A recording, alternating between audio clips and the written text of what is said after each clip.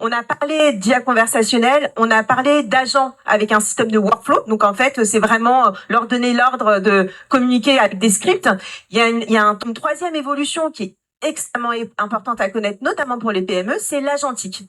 L'agentique, c'est la capacité d'avoir des agents autonomes qui font des tours sur eux-mêmes et qui sont capables de se corriger pour justement minimiser le taux d'erreur. Donc Community, c'est une plateforme d'IA agentique. Les agents autonomes se connectent à vos documents, donc exactement comme les solutions de RAG, etc. qui existent. Mais en plus de ça, elles sont capables d'orchestrer des actions de bout en bout. Ce qui est intéressant, c'est de se dire pourquoi aujourd'hui il y a 5% d'entreprises qui sont sur l'agentique. D'abord parce que c'est très récent, mais aussi parce qu'en termes de développement, de coûts, d'accessibilité, c'est compliqué. Et c'est là, nous, on souhaite aussi le rendre le plus accessible possible.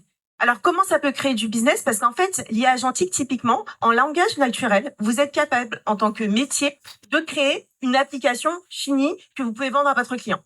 Par exemple, j'aime bien ce cas d'usage, mais en ce moment, quand les gens font des recherches sur une entreprise, par exemple, maintenant, ils vont aussi sur ChatGPT, ils vont sur différents LLM. Il y en a près de 10 que nous, on connaît, mais dans le monde, il y en a énormément.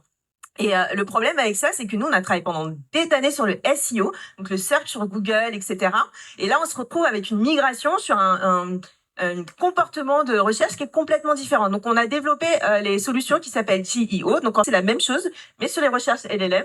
Et là, ce qui est intéressant... Si vous avez les clés, je les veux bien, hein, parce qu'on cherche tous à savoir exactement... écoutez, j'ai les clés. J'ai un client, justement, qui a développé l'application de bout en bout de manière ultra personnalisée pour ses clients, qui sont L'Oréal, etc., qui aujourd'hui souhaitent effectivement qu'on les trouve sur les bons termes, etc. C'est un nouveau produit qui vend à son client, donc il le chiffre. Il y a du chiffre d'affaires derrière.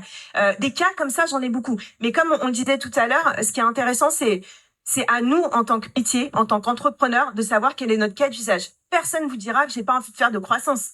La limite qu'on a aujourd'hui, c'est les idées et je pense la connaissance sur les capacités qu'on est capable d'avoir avec les nouveaux outils qui nous manquent.